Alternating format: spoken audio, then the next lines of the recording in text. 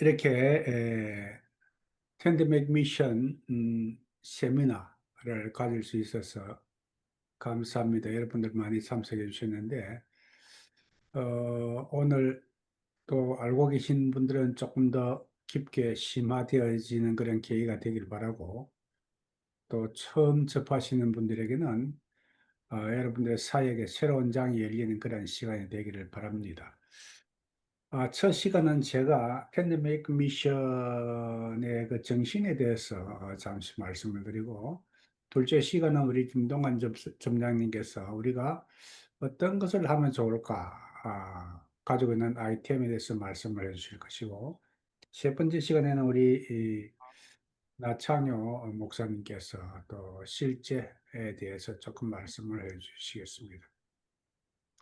팬데믹 미션은 이미 뭐 우리 선교계에 잘 알려져 있는 그런 이야기고, 시대 환경의 변화에 따라서 텐트 메이크 미션이 많이 이제 강조가 되어지고 어필이 되어지는 그런 어, 환경이 되었습니다. 전에는 그냥 복음 사역, 순수한 복음 사역만 전문으로 하였고, 또 교회도 그렇게 충분히 서포트를 하였고, 또 선교사님들의 그 숫자도 어, 교회들이 스포트할 만한 그런 숫자였습니다. 그래서 복음 사역을 순수하게 하였고, 또 선교사님들의 그 사역도 역시 복음 사역 이외에는 해 나갈 수 있는 그런 역량이 되지 못했습니다. 그러나 선교 현장이 이렇게 커지고 선교가 발전해짐에 따라서 선교 현장에도 다양한 그런 사역의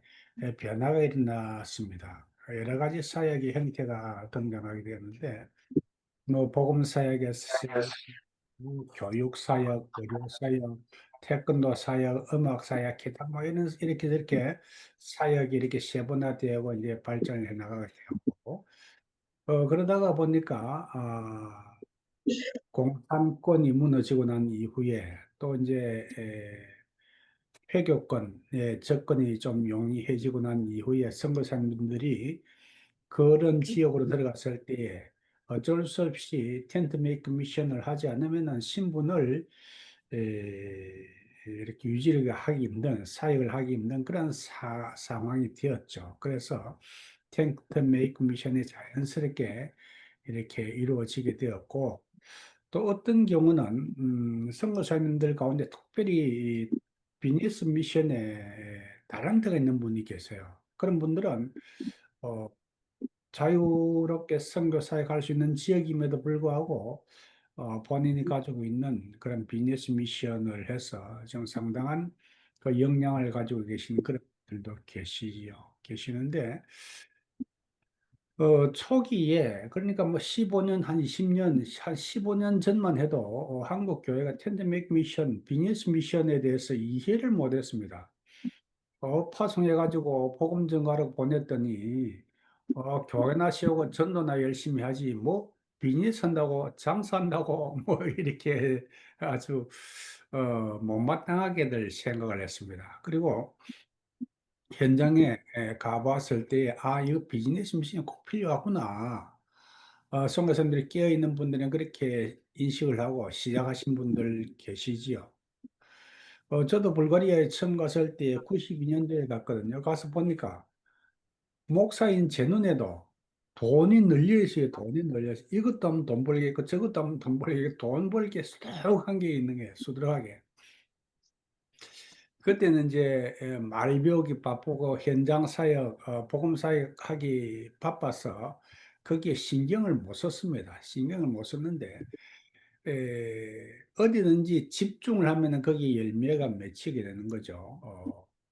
제가 이제 복음사역에 집중을 하니까 뭐 교회들이 많이 세워지고 신학교도 세워지고 이제 노회 총회도 이렇게 구성이 되어지고 사역에 많은 열매가 있습니다. 많은 열매가 있었고, 또 어떤 지역에 어떤 성도사님들 이거는 텐트 메이크 미션을 해야 되는 지역이지, 그렇게 해서 하신 분들 중에서는 굉장하게 열매를 거두신 그런 분들도 계십니다.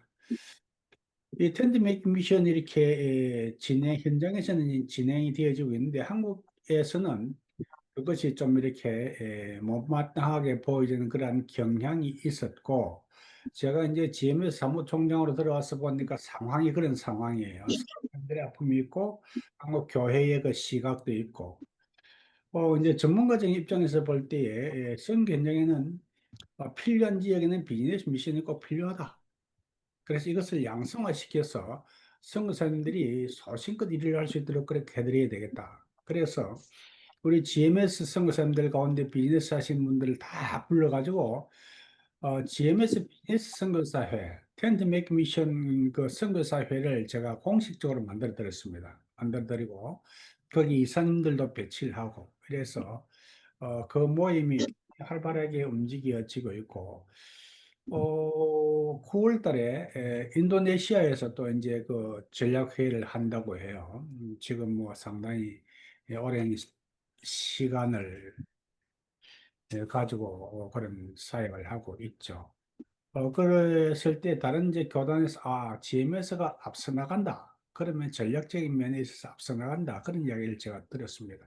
그러나 지금은 이제 뭐 텐덴믹 미션 하는 데 있어서 옛날처럼 그렇게 보는 건 시각은 없습니다. 그리고 이제 이 시간이 지나면서 교회가 어려워지니까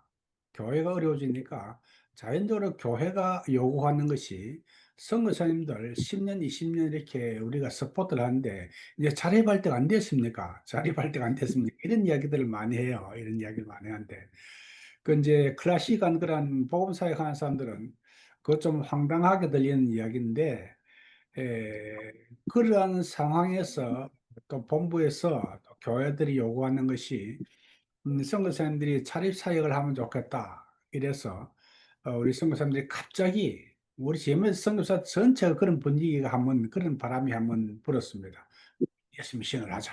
그래가지고 전 지역에 그런 바람이 불었는데 뭐 닭을 키운다, 뭐 소를 키운다, 뭐를 한다, 뭐 유기농을 한다, 뭐 이런 바람이 불었는데 제가 볼 때는 그렇게 성공한 분들이 별로 없어요.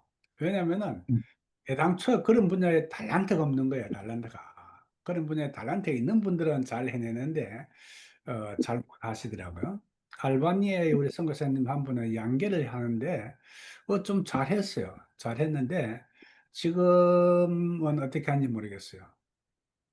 어쨌든, 교회가 이제는 비즈니스 미션을 요구하는 그러한 정도의 변화가 있다는 것을 말씀을 드립니다. 그러나 지금도 한쪽 면에는 조금 뭐 비즈니스 미션에 대해서 조금 이렇게 오해하고 좋지 않는 눈초리 보는 그런 경향도 있습니다. 경향도 있지만은 그러나 우리가 선교 사역을 해 나감에 있어서 시대의 변화에 순응하지 못하면은 우리가 선교 현장에서 참 어려움을 당할 수밖에 없습니다. 선교 현장이 옛날과는 많이 다르죠. 우리가 살아가는 선교 현장이 뭐 어느 지역 할 거 없이 옛날과는 다릅니다. 옛날에는 우리가 뭐 선교 현장에 갔을 때 통신 수단이 어려웠지 않습니까? 한국에서 그 당시에 지금은 뭐 그런 이야기 하기 그렇습니다만은 옛날에는 백색 전화 시대가 있어요. 백색 전화. 혹시 그 김승희 목사님 백색 전화가 무슨 이야기인지 아시죠? 백색 전화.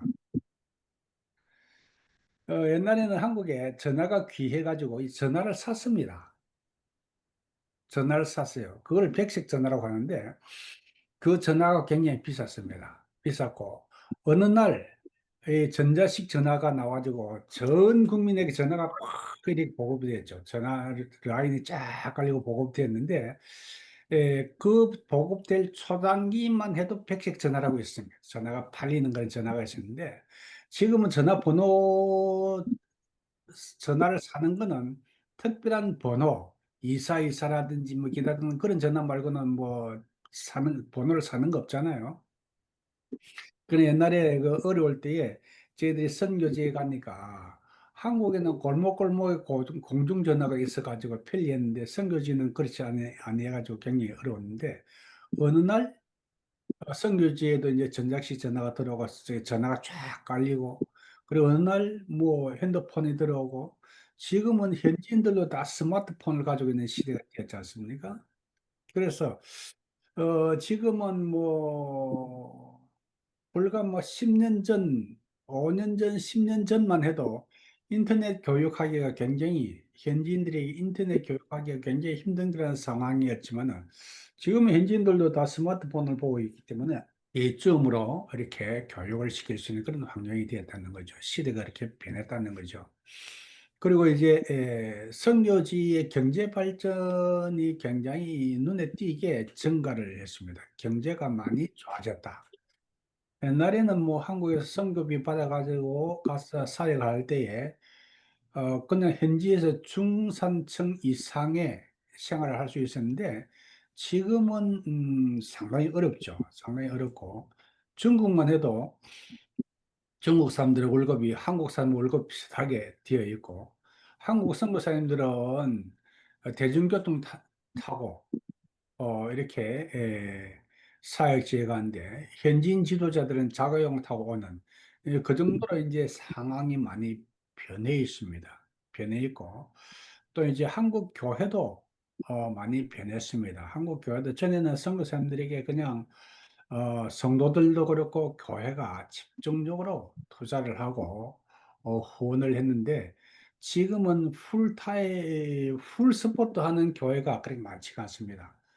그냥 뭐 협력 또는 이제 몇 교회가 어울러서 선교사를 파송하는 이런 정도가 되었습니다. 되었고, 교회가 그렇게 된 변한 이유는 교회가 어려워지기도 했지만은 선교사님들의 숫자도 많아졌고, 그래서 교회가 선교사님들을 전적으로 서포트하기 힘든 그런 상황이 되었다. 그래서 지금도 보면은 들려오는 이야기가 교회에서 선교비가 이렇게 해마다 이렇게 느는 것이 아니라 선교사님들의 선교비가 해마다 줄어들고 있다. 그 교회와 선교사의 관계에서 그렇습니다. 그렇기도 하고 그 다음에 교회도 변하지만은 선교사 자신도 변했다는 거예요. 선교사 자신도 제가 선교지에 갈 때는 뭐 34살 그 정도 그때 갔거든요. 그때 갔는데 지금 70이에요. 지금 70인데 벌써 60세 이상 되면은 성교비가 쫙쫙 이게 끊기죠, 교회에서. 성교비가 끊기고 젊은 선교사들에게 이제 이렇게 해서 바뀌어지고 이렇습니다. 그래서 어려워지고 있는 거죠. 내 자신이 이제 이렇게 옛날과 같지 않게 다르게 변해 있는 내 모습을 발견을 하게 되는 것이고, 이제는 또 은퇴를 하게 된다면은 은퇴하고 나면 어떻게 되는 것인가? 은퇴를 하고 난 뒤에는 사역비는 줄어들고 그럼 사역은 어떤 사역을 해야 되는가? 그리고 사역도 마찬가지입니다. 내가 젊었을 때 하던 사역과 지금 하던 사역이 같을 수가 없습니다. 젊을 때는 뭐 군대로 이야기하면은 땅 파는 거, 신병은 땅 파라고 하면 땅 파는 거죠. 고참은 시키잖아요. 그리고 그 위에 이제 또 지휘관은 어디에 땅 보고 어디에 땅 보고 전략을 씌우지요. 지금 우리가 이 나이가 되어서 땅 파는 군번이 아니다는 땅 파는 군번이 아니다. 사역의 변화가 있어야 된다는 거죠.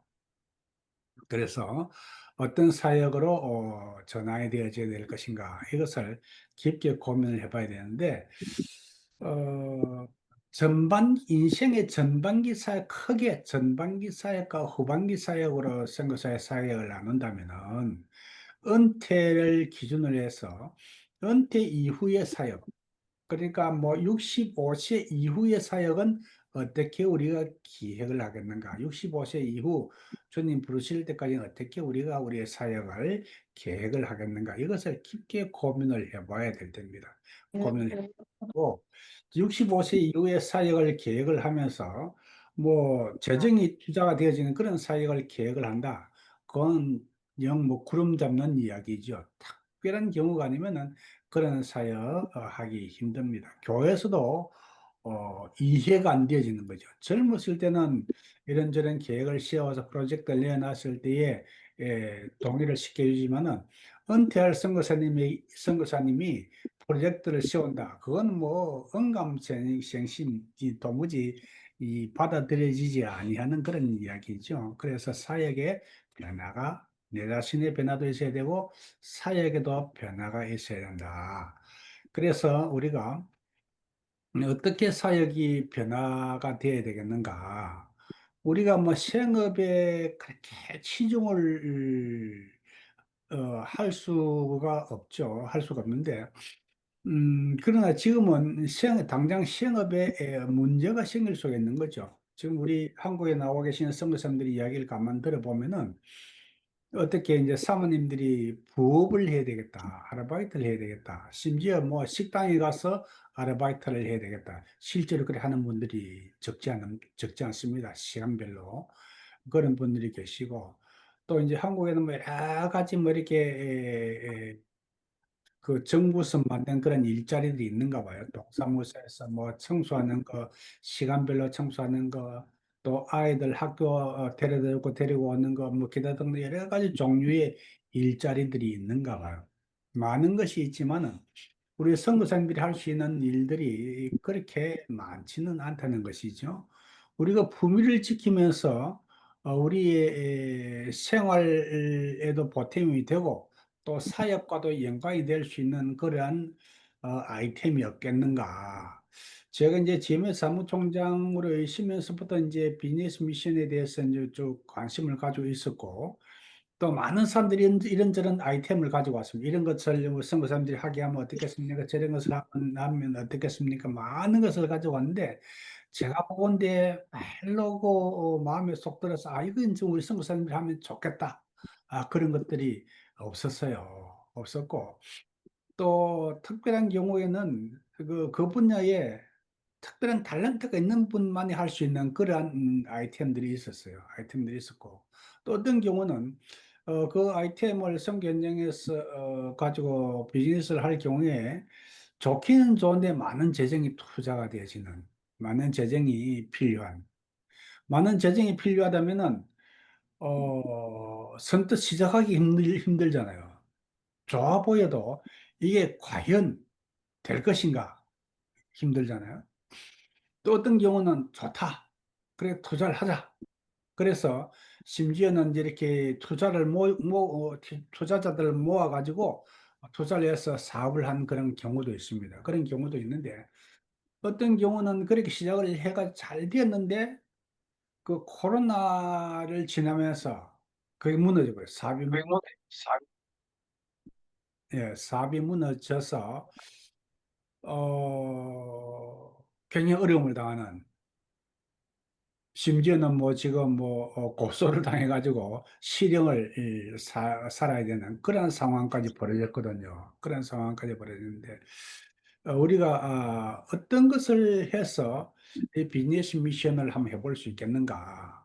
제가 볼 때 지난 2월 달에 제가 이제 불가리아에서 들어오니까 누가 이제 저를 좀 보자고 그래서 이래 만나서 이야기를 들어보니까 이 SOD를 제게 제안을 했어요. 제가 속으로 하면서 SOD 제가 이제 중의사거든요. 중의사니까 SOD가 뭔지 알아요. 그거 좋은 거지. 좋은 건데 비타민 C보다도 좋은 거야. 좋은 건데 그 제가 먹어봤거든요. 여러분 비타민 C 드시고 난 뒤에 그냥 한 달 만에 몸이 확 좋아지는 그런 거 보셨어요? 좋아서 그냥 또 뭐 이렇게 건강 관리를 위해서 계속 드시는 거잖아요. SOD도 그 정도였어요. 그 정도. 좋긴 좋은 건데 비타민 C보다는 좋은 거야. 그거를 이제 그렇게 생각을 했는데 쭉 이야기를 들어보니까 그저 이 SOD가 그 정도의 SOD가 아니라는 거야. 일반적으로 시중에 나온 SOD의 800배의 농축된 그런 SOD. 그 정도면 이야기가 다른 이야기다. 그 정도면 이야기가 다른 이야기다. 그때 이제 제가 쭉 이야기를 듣고 또 이제 공부를 해보고 자료도 보고 또 SOD를 먹은 사람들의 그 임상들을 살펴보았을 때에 이거는 의사로서 사람들을 이렇게 진찰을 해서 이 약을 이렇게 처방을 할 때에 간이 아픈 사람에게 주는 약이 다르고 또 폐가 아픈 사람에게 주는 약이 다르고 또 심장이 나쁜 사람에게 주는 약이 다르고 다 다르거든요. 다 다른데 이 SOD라는 것은 표적 치료라는 얘기 들어보셨죠? 표적 치료. 이 SOD는 먹으면은 그 사람의 나쁜 약한 그 부분에 들어가서 쫙 그 세포를 회복시켜서 복원을 시켜서 그야말로 한 달에서 석 달 사이에서 아주 눈으로 볼 수 있을 정도의 괄목할 만한 그런 효과를 내는 것을 제가 보았거든요. 효과 내는 것을 보았는데 인제 단기적인 건 통증에도 효과가 있지만은 주로 우리가 힘들어하는 게 만성 질환, 땀이 좀 뭐 혈압, 올랐어요. 혈압이 올라가서 난리 났다고. 당뇨, 뭐, 이거, 그리고 아무래도, 아토피, 어, 또 뭡니까? 음, 고지혈증, 이런 거는 하루아침에 이렇게 뭐 염증이 생긴 이런 건 아니거든요. 그래서 제가 그걸 볼 때에 이거는 그 SOD 제품으로 가지고 만든 그 샴푸가 있어요. 샴푸 이름이 미라클이에요. 미라클. 이 SOD는 정말로 미라클이다. 미라클이다. 그래서 제가 그냥 신뢰를 합니다. 신뢰를 하고 제가 개인적으로도 SOD를 제가 먹어보니까 제가 이제 부정맥이 있었거든요. 부정맥이 있었는데 한 달 먹었는데 부정맥이 잡혀버렸어요. 예, 부정맥이 이제 관리가 되는 거지. 그 부정맥이 확 없어지고 그렇게 치료되는 거 아니거든요. 이게 확 없어져 버려서 잡혀버렸어. 그리고 이제 전립선에 문제가 있었는데 그것도 해결이 됐어요. 또 위가 안 좋은데 그것도 해결이 됐어요. 그래서 이게 이제 임상적으로 하는 이야기뿐만이 아니라 내가 먹어본 결과도 똑같다. 임상적으로 나타나는 그런 사람들의 이야기와 똑같다. 그래서 굉장히 신뢰를 하고 이것을 우리 선교사님들이 이것을 하게 하면 좋겠다. 그래가지고 우리 선교부에서 텐트 메이킹 미션 파트를 만들어서 집중적으로 이것을 하도록 그렇게 지금 기획을 하고 나아가고 있습니다. 그래서 이번에 평창에 우리 선교대회 때에 우리 텐트 메이킹 미션에서 붓을 만듭니다. 붓을 만들어서 전 세계에 지사를 하실 수 있도록, 선교사님들이 지사를 하실 수 있도록 그렇게 도와드릴 계획을 하고 있습니다. 하고 있고, 아이템이 이제 일단은, 이 SOD가, 우리가, 만성 질환 또는 급성 질환에도 굉장히 좋은 거예요. 일시적으로 뭐 좋은 게 아니라, 이제 식품의학적으로는 이것을 아직까지 약품이라고는 이야기를 안 해요. 약품이라고 이야기 안 하고 기능성 식품 이렇게 분류가 되어 있습니다. 그리고 실제적인 정체는 효소입니다. 효소인데 이 에소디라는 효소는 우리 김동관 점장님 말씀하시겠지만 사람의 간에서 자연적으로 사람이 면역력을 위하여 살아가기 위해서 자연적으로 사람의 간에서 만들어낸 그런 거였습니다. 그런 거였는데 이 SOD를 우리 텐드미크 미션의 주 아이템, 그 다음에 생식, 그리고 황성주 박사의 생식, 그 생식도 제가 한 15년 정도를 황성주 박사가 생식을 만들 때 그 양반이 갖고 다니면서 미숫가루처럼 갖고 다니던 그걸 제한테 준 게 있었는데 그 양반이 생식이란 제품을 만들기 전에 이렇게 시험 삼아 가지고 다니면서 드시던 그걸 제가 먹어본 기억이 나거든요. 그리고 이제 제가 그 한국에 사가시고 난 뒤에 그때 뭐 30대죠. 30대 후반인데 오후 4시 되면 눈을 못 뜨고 머리가 아프고 눈도 아프고 뭐 그래요. 정신을 못 차렸어요. 아직까지 내가 저기 젊은데 왜 이럴까? 이 뭐 풍토병인가? 그런데 한국에서 어머니가 와서 이렇게 보시고 가시면서 생식을 주고 가시면서 자네가 한번 드셔보시게. 그거 한 일주일 먹으니까 그런 증상이 싹 없어졌어요. 그게 황성주 생식인데 그 질로부터 제가 쭉 먹기 시작해가지고 제가 GM에 사무총장 할 때까지 먹었어요. 한 5년, 20년 가까이 먹었을 거예요. 그리고 우리 이제 훈련 원장님도 이렇게 몸이 안 좋아 그래서 뭐 생식 먹어보라고 생식 먹어보라고 이렇게 했는데 생식에 참 좋은 인상이 있거든요. 좋은 인상이 있고 지금 현재도 지금 우리가 하루 세 끼 식사를 하면은요, 에너지가 과잉 섭취입니다. 과잉 섭취. 아침 먹고 난 뒤에 혈액 속에 이제 이렇게 들어갔던 그 에너지가, 영양소가 이렇게 소비가 되고 난 뒤에 점심을 먹고, 점심을 먹고 난 뒤에 이게 소비가 되고 난 저녁을 먹고 그래야 되는데, 그게 소비가 안 되고 에너지 영양분 소비가 안 되어지고 계속 쌓이니까 이 농축이 되어지고, 농축이 되어져서 이제 피가 이제 고지혈이 되어지고, 그러면서 이제 모세혈관이 막히고, 모세혈관이 막히면서 이제 선천적으로 좀 기능이 약한 장기들이 이제 문제가 생기고, 그 생기는 게 이제 간에서 문제가 생기면 간에 질환이 되고, 그 생기는 것이 그 췌장에서 문제가 생기면은 이제 당뇨로 오고, 그 다음에 그 지금 모세혈관이 주로 활동하는데 간, 췌장 또 뭡니까? 저 신장 이런 데 아닙니까? 그런데 이제 문제가 생기면은 이제 신장 질환이 생기고, 또 이제 모세혈관이 이제 쭉 활동을 해야 되는 그 뇌에서 모세혈관들이 막히면은 이제 치매가 되고 그런 거거든요. 그런 것들이 이제 정리가 되어진다. 생식을 통해서도. 그래서 SOD를 먹고, 그리고 이제 건강 관리를 위해서는 생식을 먹어야 되고, 그리고 건강이 좋아지면 또 이뻐져야 되니까 화장품이 또 필요해. 그래서 그럴 때 쓸 수 있는 화장품까지 우리가 세 세트 내지 네 세트를 우리 텐트 메이킹 미션 하실 수 있는 분들에게 제안을 합니다.